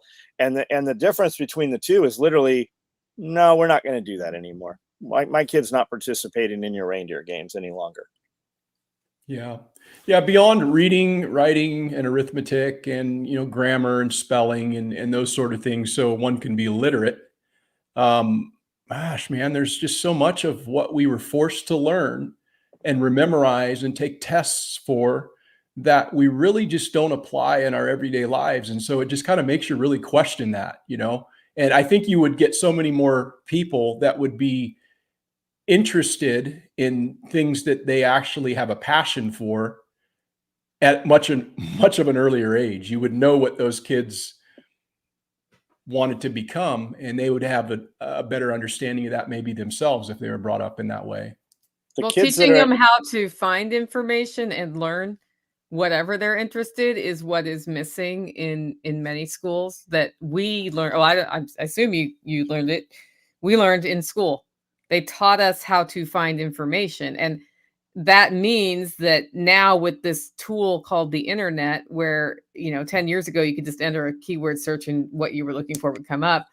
I still have tools to identify that when I do that now, what comes up is not information that's valuable.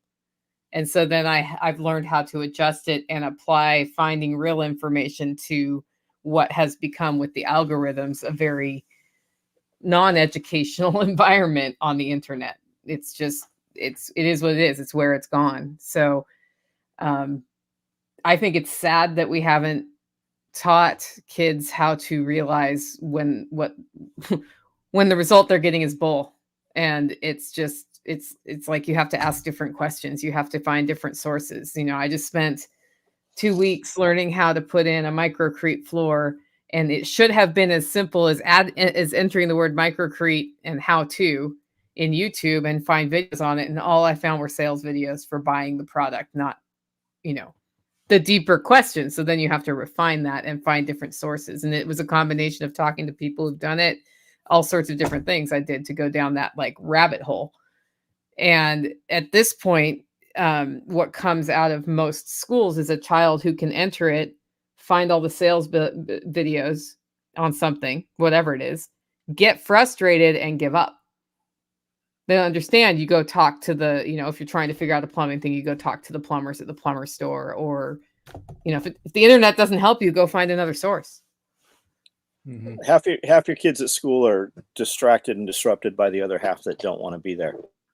And if you take a young person and you put them into the real world, when they need to find the information or want to find the information, they're going to find it without, a 6-week block to do it. They're going to find that information within a few minutes typically, and then they're going to try it. And out of trial and error, they're going to refine that if they want it or if they need it.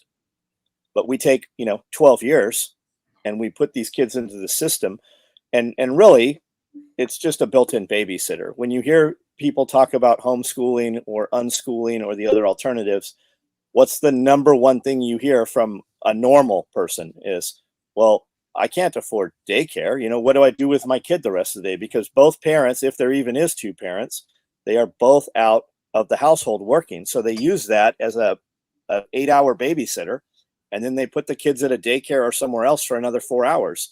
Those kids aren't, somebody else has those kids more than the parents have those kids. Yeah, I think that was a lot easier to do and a lot easier to in some ways justify, at least in my mind, when we were going through it, because both my wife and I were working, and it was something that you convinced yourself of. Particularly, it's easier to do when you were raised that way. I was a latchkey kid. Both my parents worked. So it's easier to do things that your parents did. And then there came a point in our relationship where it was like, you know what, why don't we have one of us stay home, which wound up being Rebecca. And I just managed to wind up being the breadwinner. But that was a choice that we made for our family. And call it a sacrifice, call it a shift in mindset, whatever you wish. But these sort of things are available for people if they in fact want them, if it's important for them. But again, it is easy to justify, like, oh, I have to work. I'm a professional. I went to college to have this degree. Now I'm in the workforce. I've got these young kids that we're shipping off to daycare and we're shipping off other places. But, you might also ask yourself, why did you have the kids? If Yep. if you're sending them elsewhere, because how things are now in schools is very much different than what we went to school. I mean, there's a lot more social pressure and issues that they're pushing in these schools, and the curriculum has changed, and the things that are afforded to the kids as far as classes, they're just not like they were when we had them. They're taking out all the cool shit: ag shop, metal shop, wood shop, all these shop classes, which are actually life building, like legitimate skills. They're removing those out of schools. At least they are in my state. And it's like, well, what do you have left? All this other bullshit that they're trying to teach them that, again, you're going to forget as soon as you get out of high school. You're never going to need it. Just the fact that we don't teach them how to balance a checkbook. We don't teach them amortization. I mean, just those two. You don't teach them how to do a spreadsheet, because all they would do is plug in a few numbers and realize that you guys are full of shit. It's by design. I dropped out of school in the 10th grade. I had a business, I've had a business all of my life of some sort, and still sent my kids to government school because it was just programmed into us. That's what you do. Yeah, that's what you do. The doctor's like, you need to give your baby these 17 shots before they can leave the hospital. And you're like, okay. Show me, there's no kids born with autism. He just freezes? No, I was waiting for somebody to say some crazy shit over here. Prove me wrong. Are kids born with autism, or do they get it after they get something? Like we didn't have, and maybe they didn't send them to school then, but we didn't have autistic kids at school. It didn't exist. We just do what our government has told us to do. And you don't even realize it's the government, right? That's what's by design. In 1971, we went off the gold standard, right? A man used to be able to go to work, put money in the bank, pay his mortgage, support his wife and his 2.2 kids. And every year that money in the bank would make more money. In 71, we went off the last part of the gold standard, and all of that money went backwards. And that's when we told women, you're not of value. You don't support the household. You need to go get a job. And that was by design. That's when all of that came into play, was in 71, when the government will raise your kids. Shit, you just had the White House a year or two ago said that those are their kids. Those are their kids. You send your kids to government school, and CPS comes in and law enforcement comes in, and they're conditioning your kids to talk about things that happen at home. Those are their kids. You think they're your kids? Go try to get your kids from the school. You think that's a public school? Head on down there and swing on the swing set. See how that goes for you. Yeah, that would terrify me about sending kids to school in a hypothetical situation where I had children, is watching other parents work with the school now and how many times CPS comes to their homes. That is it's not unusual that CPS comes to the home because the kid at school said they got spanking. That is a juvenile detention facility. And it's and then they come to the home, they do the inspection, and they realize, oh, kid wasn't telling the truth in this case.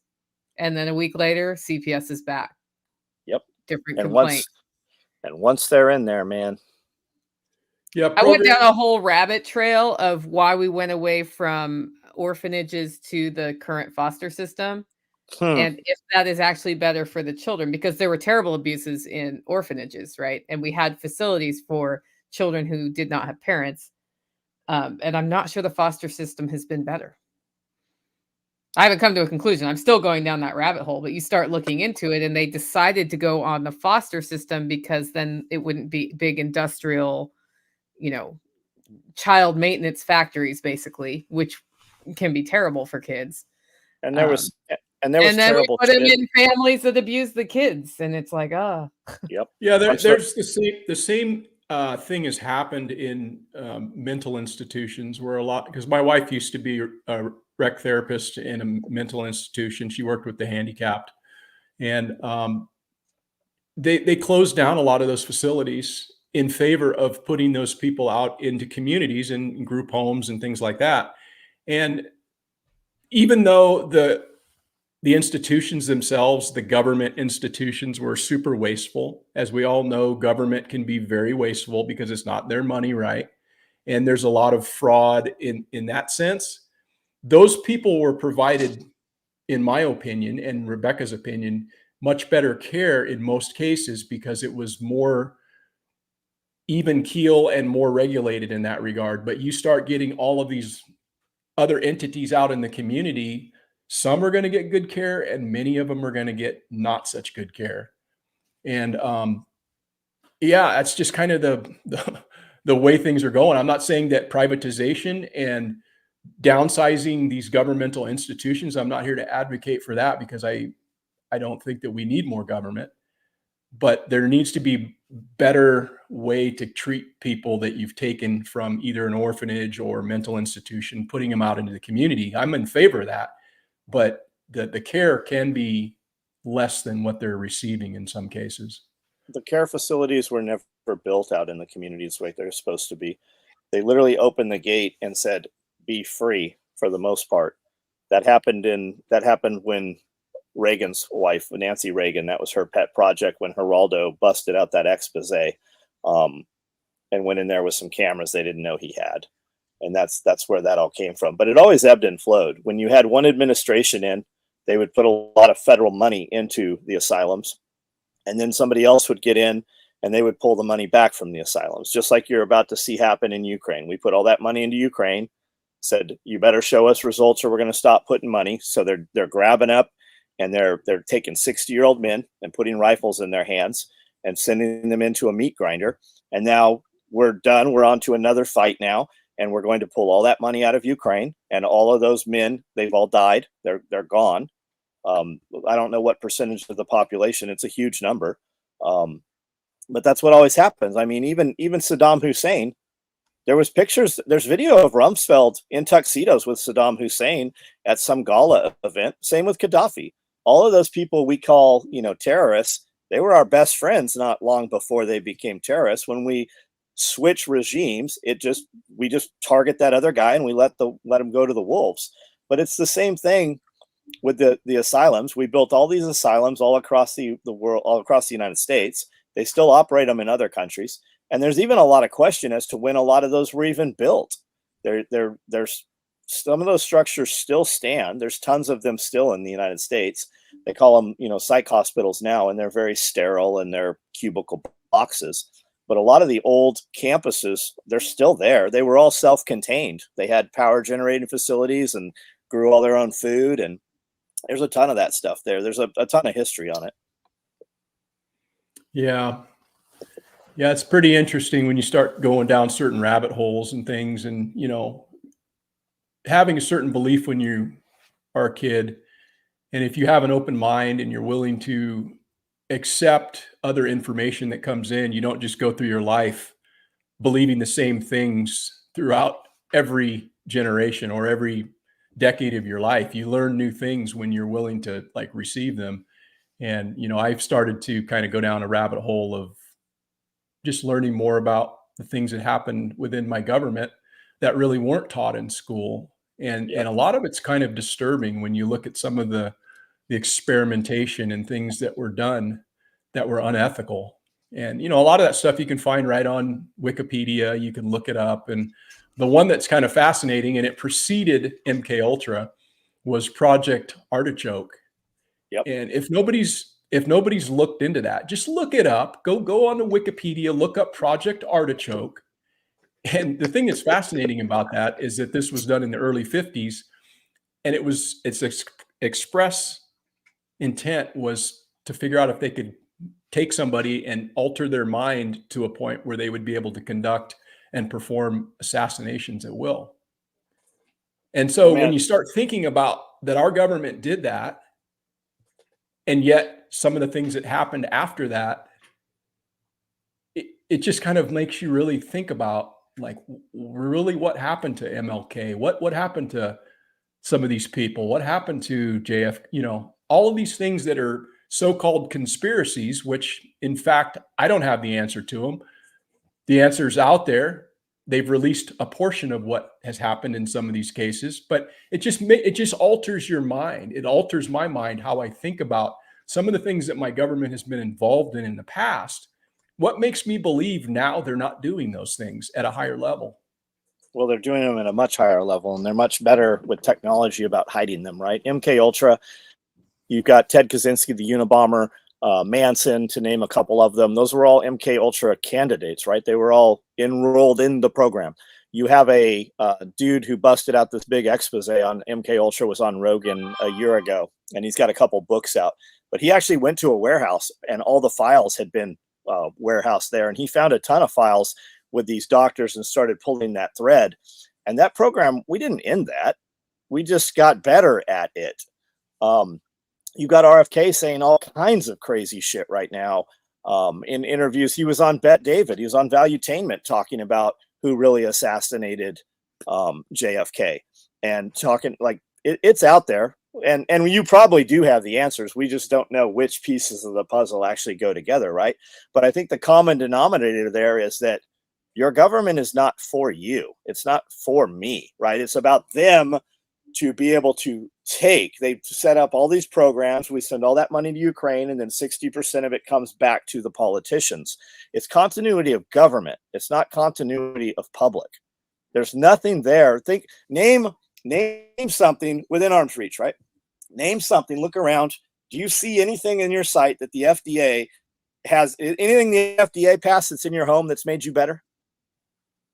Anything the EPA's done for you that's really made you better? I can name all kinds of shit that they hinder for me in the last decade. But what have they done that actually truly, I mean, they just fucking banned Berkey water filters.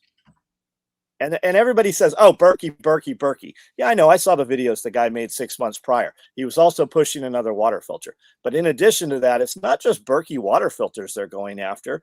They're after the Brita pitcher, the shitty one that they sell at Walmart. They're after all of that shit. Everybody focuses and eats their own. They go after Berkey. It ain't just Berkey. They are taking away your ability to have a turnkey solution that is easy, that the mass population can remove the toxins and the poisons from. What if you actually could walk barefoot for 15 minutes? And what if facing the sunlight for 15 minutes before 9 o'clock in the morning actually healed a bunch of shit in your body? And then you didn't need all the science experiments and the chemicals, right? It's all graft. The entire thing is just graft. What happened to doctors that actually could heal you and prevent you from getting ill, right? In the 50s, it all became colleges, and then the Vanderbilts took that over, and then the Vanderbilts are tied in with all the pharmaceutical companies.